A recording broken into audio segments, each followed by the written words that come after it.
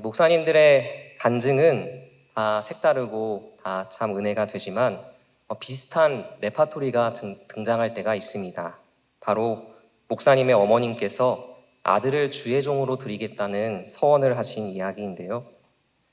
나는 목회자가 되고 싶지 않았는데 어머니가 서원을 하셔서 어쩔 수 없이 주의 종이 되었습니다. 처음에는 어머니가 정말 원망스러웠지만 지금은 감사하고 모든 것이 은혜입니다 라는 이러한 목사님들의 간증을 들을 때면 웃음이 나오면서도 목회자의 길이 쉽지 않기 때문에 슬픈 감정도 교차하는 것 같습니다.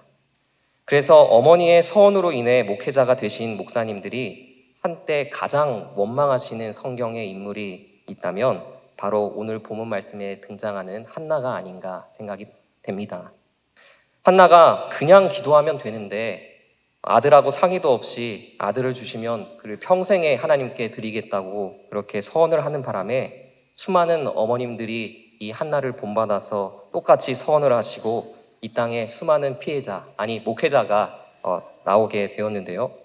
저는 이것을 보면서 성경에 한나 이야기가 기록되어 있는 것도 이런 말씀이 없으면 아무런 목회자가 아무도 목회자가 되려고 하지 않을 테니까 하나님이 우리의 성정을 다 아시고 이런 말씀을 우리에게 주신 게 아닌가라는 생각도 한번 해보게 됩니다. 어쨌든 한나의 이야기를 통해 중요한 것은 이 말씀으로 인하여 수많은 사람들의 인생이 달라지게 되었다는 것입니다. 한나의 인생, 사무엘의 인생뿐만 아니라 그 말씀을 듣고 행한 수많은 사람들의 인생이 달라지게 되었는데요. 이처럼 하나님의 말씀은 우리의 삶을 새롭게 하는 능력이 있는 줄로 믿습니다. 오늘 말씀을 통하여 한나를 알아주시고 위로하시며 그의 삶을 새롭게 하셨던 그 하나님께서 우리와도 동일하게 함께 하신다는 사실을 깨닫고 하나님만을 바라고 의지하시는 저와 우리 성도님들 다 되시기를 주님의 이름으로 축복합니다. 오늘 말씀은 한 남자의 내력으로 시작하고 있습니다. 에브라임 사람 엘가나라는 인물인데요. 이 에브라임 사람이라고 되어 있으니 엘가나가 에브라임 지파 사람이구나 그렇게 생각하기 쉽지만 그는 에브라임 지파 사람이 아니라 에브라임 지파 땅에 사는 레위 사람이었습니다. 역대상 6장에 보시면 레위 지파의 족보가 나오는데요. 엘가나는 레위의 세 아들인 게르손, 그핫, 무라리 중에 그핫의 자손으로서 에브라임 산지 라마 다임소빔이라는 지역에 살았던 것이었습니다. 엘가나는 사람들이 자기 소견에 옳은 대로 살아가는 사사시대 때임에도 불구하고 경건하게 살고자 했었던 사람이었는데요. 오늘 본문 3절에 보시면 매년 실로로 올라가서 하나님께 제사를 드렸다고 합니다. 그 당시에는 실로에 하나님의 성막이 있었는데 그곳에 가서 제사를 드렸던 것인데요. 이것은 이스라엘 남자는 매년 정해진 기간에 성소에 가서 제사를 드려야 한다라고 하는 율법을 지켰던 모습으로서 그가 악한 시대임에도 불구하고 말씀을 지키고자 노력했었던 정말 신실한 사람이었다라는 것을 볼 수 있는 대목입니다. 하지만 그렇다고 해서 엘가나가 흠이 없는 사람이었던 것은 아니었습니다. 오늘 본문 2절의 말씀을 함께 읽도록 하겠습니다. 그에게 두 아내가 있었으니 한 사람의 이름은 한나요 한 사람의 이름은 분인나라. 분인나에게는 자식이 있고 한나에게는 자식이 없었더라. 아멘. 성경을 보면 아브라함, 야곱, 다윗과 같은 믿음의 인물들이 여러 명의 아내를 두었기 때문에 일부 다처가 아무런 문제가 되지 않았다라고 우리가 그렇게 생각할 수도 있지만 성경 전체의 맥락을 살펴보면 하나님의 뜻은 한 남자와 한 여자가 맺어지는 일부 일처제이며 일부 다처제는 인간의 욕심에서 비롯된 것임을 알 수가 있습니다. 일부 다처의 기원은 가인의 후손이었던 라멕이라고 하는 사람이 두 아내를 맞이했던 것에서 찾을 수 있는데요. 라멕은 한 소년을 죽임으로써 가인이 아벨을 죽였던 사건 이후에 인류 두 번째 살인사건을 저질렀던 인물이었습니다. 이처럼 인간이 타락함으로 하나님의 본래 뜻이었던 일부 일처에서 벗어나 일부 다처가 이 땅에 퍼지게 되었던 것인데요. 매년 성소가 있는 곳으로 가서 제사를 드릴 만큼 경건한 인물이었던 엘가나가 왜 두 명의 아내를 맞이했는지의 배경은 성경에 기록되어 있지 않기 때문에 그 이유를 명확하게 알 수는 없지만, 그러나 한 가지 분명한 것은 율법을 따라 매년 제사를 드리는 경건한 레위 사람이었던 이 엘가나 또한 일부 다처를 할 만큼 그 당시 사회가 도덕적으로 타락하고 암울했던 시대였음을 알 수가 있는 것입니다. 그러나 어찌되었든 엘가나가 두 명의 아내를 맞이한 이상 두 사람 다 성심껏 사랑을 했어야 했는데요. 그런데 그는 사람을 차별했습니다. 4절과 5절을 보시면 제사를 드리고 난 뒤에 그 제물의 분깃을 가족들에게 나누어 줄 때 한나에게는 갑절의 몫을 주었다고 합니다. 율법에 따르면 화목제를 드릴 때 제물의 가슴과 오른쪽 뒷다리는 제사장들에게 주고 나머지 고기는 제사를 드린 자들이 함께 먹도록 되어 있었는데요. 엘가나가 화목제를 드리고 가족들하고 식사를 할 때 한나한테만 고기를 많이 얹어주고 분인나와 그의 자녀들한테는 적당히 줬다라는 말씀입니다. 그런데 7절에 보시면 매년 한나가 여호와의 집에 올라갈 때마다 남편이 그같이 했다라고 기록되어 있습니다. 엘가나의 차별적 행동이 한 번만 있었던 게 아니라 매년 그래왔다는 것입니다. 엘가나 입장에서는 자녀를 낳지 못했던 한나를 위로하고 또 그를 사랑하는 마음 때문에 그렇게 했던 것이겠지만, 매번 그런 행동을 하는 남편으로 인해서 한나는 그때마다 분인나의 질투를 사게 되었고 괴롭힘을 당하고 말았습니다. 그리고 그 일로 인해 한나가 울고 음식을 먹지 않자 엘가나가 말합니다. 본문 8절 말씀인데요. 한나여 어찌하여 울며 어찌하여 먹지 아니하며 어찌하여 그대 마음이 슬프냐? 내가 그대에게 10 아들보다 낫지 아니하냐? 제가 어렸을 때는 이 사무엘상 1장 한나 이야기를 보면서 한나를 괴롭힌 분인나를 드라마에 나오는 악한 여배우처럼 그렇게 아주 나쁜 사람이라고 생각을 했고, 엘가나의 이 방금 읽었던 그 본문 말씀을 보면서 참 로맨틱한 사람이다, 사랑꾼이다, 이런 생각을 했었습니다. 그런데 나이가 들고 본문을 다시 보니 그런 생각을 해서 분인나와 한나에게 정말 미안한 감정을 갖게 되었고, 엘가나 같이 아내를 몰라주는, 아내의 마음을 헤아리지 못하는 남편이 돼서는 안 되겠다라는 그런 다짐을 하게 되었습니다.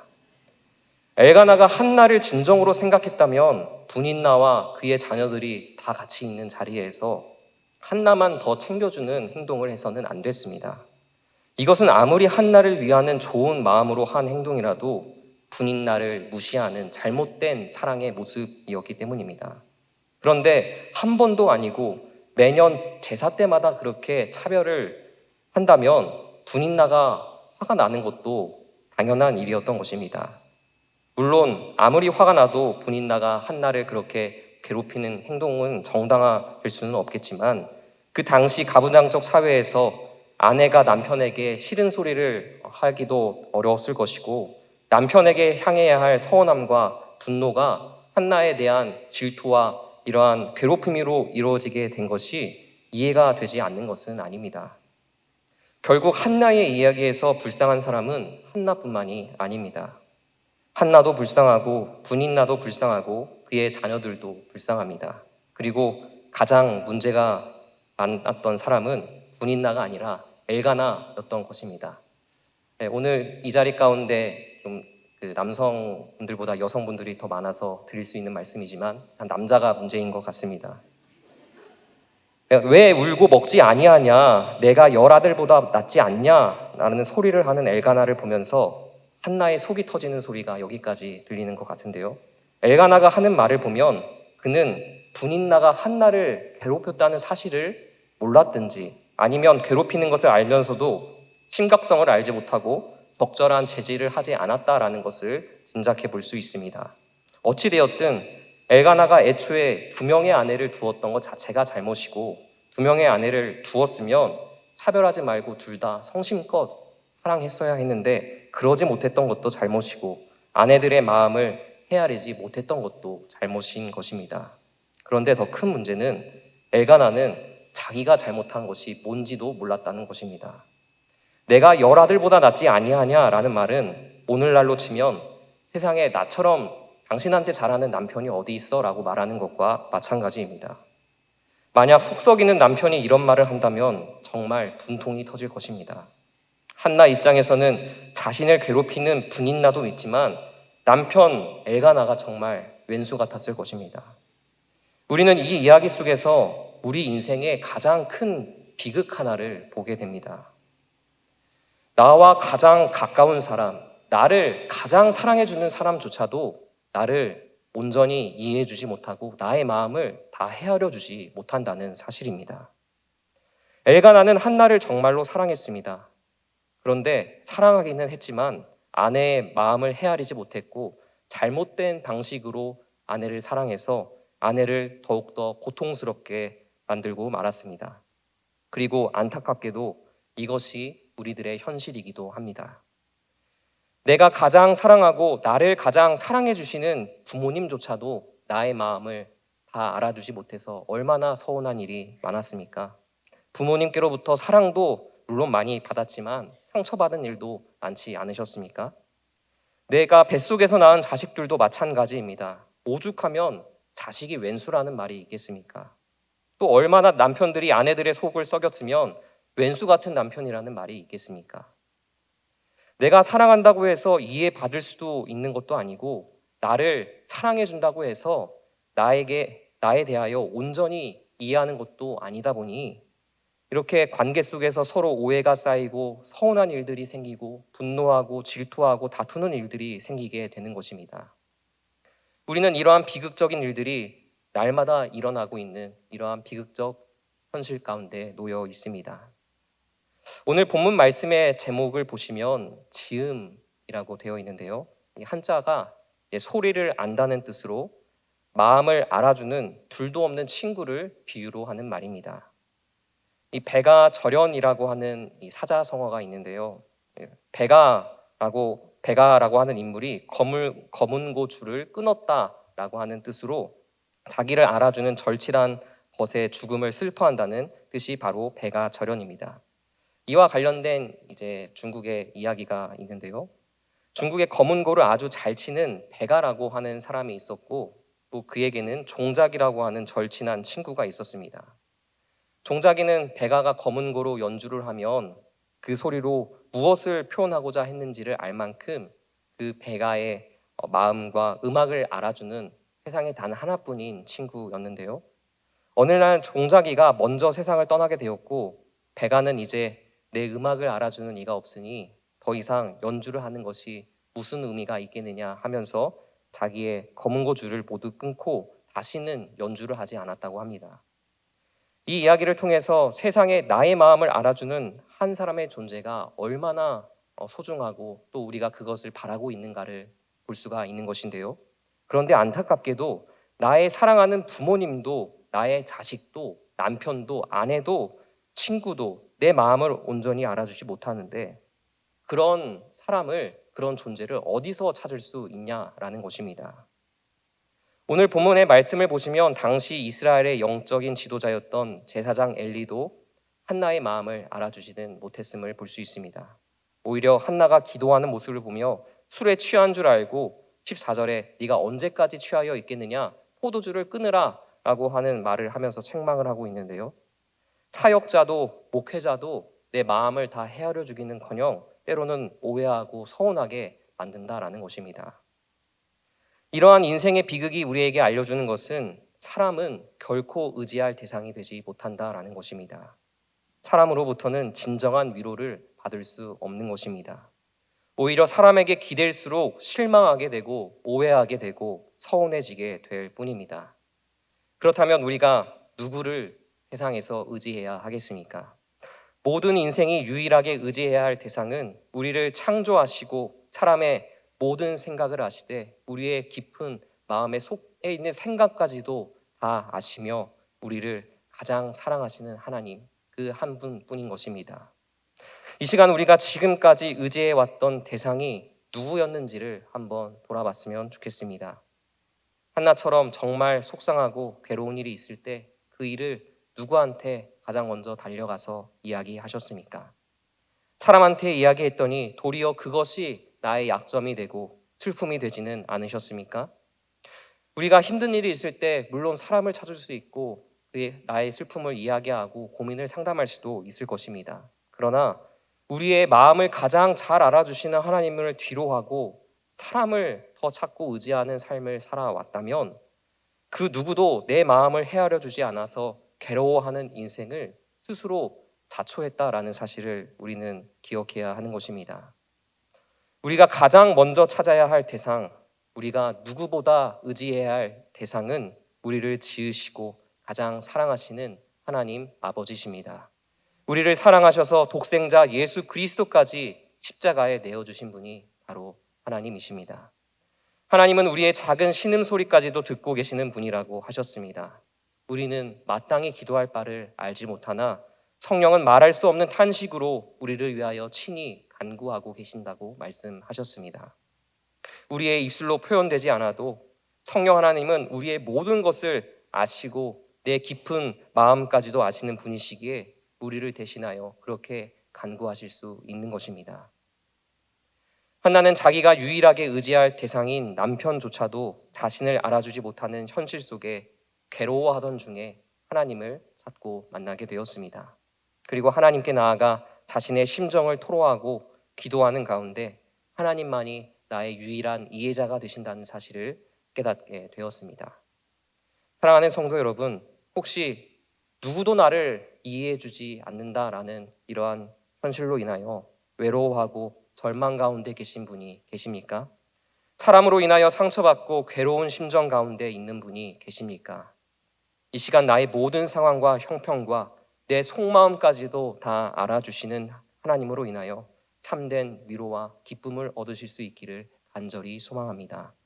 그리고 혹시 그러한 어려움 가운데 있으시다면 이것은 하나님께서 우리에게 하나님을 더 간절히 찾고 만날 수 있는 기회를 주신 것이라는 사실을 알게 되시기를 원합니다.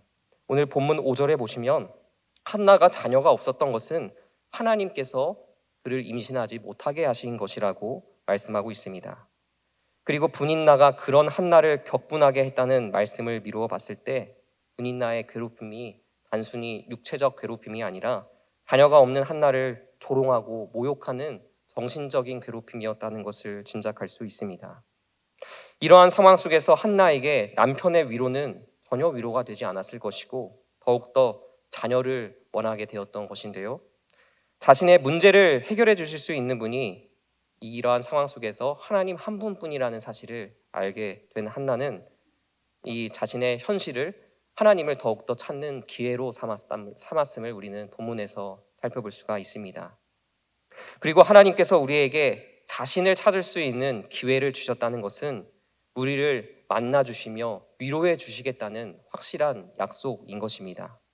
우리는 나의 마음을 괴롭게 하는 상황으로 인하여서 불평하고 절망할 것이 아니라 그 상황을 하나님을 더욱 찾을 수 있는 기회요, 하나님을 만나며 하나님의 은혜를 더 깊이 경험할 수 있는 시간으로 삼아야 하는 것입니다. 우리에게 독생자 예수 그리스도까지 내주신 하나님은 우리에게 가장 좋은 것을 주시기를 원하는 분이시라 하셨습니다. 지금 당장 내 눈에는 좋아 보이지 않고 내 마음에는 괴로운 상황조차도 하나님은 가장 좋은 것을 주시기를 원하시는 그 하나님께서 우리의 그 상황을 우리에게 허락하신 것이라는 믿음을 가지고 괴로울 때나 슬플 때나 하나님을 더욱 찾으심으로 그 하나님의 우리가 생각지도 못한 놀라운 역사를 체험하시며 그 하나님의 은혜를 찬양하시는 저와 우리 성도님들 되시기를 간절히 소망합니다. 마지막으로 한나의 기도를 주목하기를 원하는데요. 오늘 본문 10절, 11절 말씀을 함께 읽겠습니다. 한나가 마음이 괴로워서 여호와께 기도하고 통곡하며 서원하여 이르되 만군의 여호와여, 만일 주의 요정의 고통을 돌보시고 나를 기억하사 주의 요정을 잊지 아니하시고 주의 요정에게 아들을 주시면 내가 그의 평생에 그를 여호와께 드리고 삭도를 그의 머리에 대지 아니하겠나이다. 아멘. 한나의 기도를 보면서 어떠한 생각이 드십니까? 한나가 그토록 자녀를 갖기를 원했는데 자녀를 하나님이 주시면 그 자녀를 도로 하나님께 드리겠다고 하는 이 기도가 이해가 되십니까? 우리의 시선으로는 정상적으로 보이지 않는 기도이고 이런 기도를 하는 한나가 이상해 보이기까지 합니다. 우리가 기도를 깊이 하다 보면 때로는 내가 생각지도 않은 기도를 하게 될 때가 있는데요. 한나의 기도는 바로 그런 기도라고 할 수가 있습니다. 한나는 하나님께 자신의 마음을 토로하고 기도하는 가운데 아들을 주시면 하나님께 아들을 다시 드리겠다라고 하는 자신이 생각지도 못한 믿음의 기도를 지금 하게 된 것입니다. 하나님께서는 우리의 마음을 알아주시고 위로해 주시는 우리의 인생의 유일한 지음이십니다. 그러나 그렇다면 반대로 하나님의 마음은 그 누가 알아주시는 것일까요? 사람은 하나님의 마음을 헤아릴 수 있는 능력이 없습니다. 하나님께서 우리에게 하나님의 마음을 알려주시지 않으시면 그 누구도 도무지 하나님의 마음을 알 수 없는 것입니다. 하나님은 한나가 기도하는 가운데 하나님의 마음을 조금이나마 알게 하셨습니다. 장차 이 땅에 메시아로 오실 독생자 예수님을 우리를 위해 내어주신 그 하나님 아버지의 마음을 한나가 자신의 아들을 하나님께 내어드리는 일로서 조금이나마 알게 하신 것입니다. 우리는 주님을 나의 친구라고 고백합니다. 그러나 우리가 정말 주님의 좋은 친구라고 한다면 주님께서 우리의 마음만 알아주시기를 바랄 것이 아니고 우리 또한 그분의 마음을 알아드려야 하는 것입니다. 한나는 하나님을 간절히 찾고 기도하는 가운데 하나뿐인 아들을 우리를 위해 내어주신 그 아버지의 마음을 조금이나마 알게 되고 자신 또한 하나님께 아들을 드리겠다고 고백하게 되었습니다. 우리도 하나님께 간절히 기도할 때 한나처럼 하나님 아버지의 마음을 구할 수 있게 될 것입니다. 한나가 하나님의 마음을 구하였더니 하나님께서 한나의 아들 사무엘을 통하여 죄 가운데 빠져있던 이스라엘을 구원하신 것처럼 우리가 하나님의 마음을 구할 때 우리를 통하여 이 땅 가운데 하나님의 선하신 뜻이 이루어지게 될 것입니다. 그리고 그렇게 하나님의 마음을 알아주는 자가 진짜 친구, 지음인 것입니다. 저와 우리 성도님들이 그러한 믿음의 성도, 주님의 진실한 친구가 다 되시기를 간절히 소망합니다. 하나님 아버지의 마음을 알고 아버지의 마음이 있는 곳에 우리의 눈과 마음이 향하고 주님의 뜻을 위하여 간절히 기도하는 이 시대의 진정한 믿음의 사람이 다 되시기를 간절히 소망합니다. 어떠한 상황 가운데 있으시든지 하나님을 찾는 자에게 주시는 진정한 위로를 경험하시며 또한 주님의 마음을 알아 주님의 뜻을 이 땅 가운데 이루어 가시는 저와 우리 성도님들 다 되시기를 주님의 이름으로 축복합니다.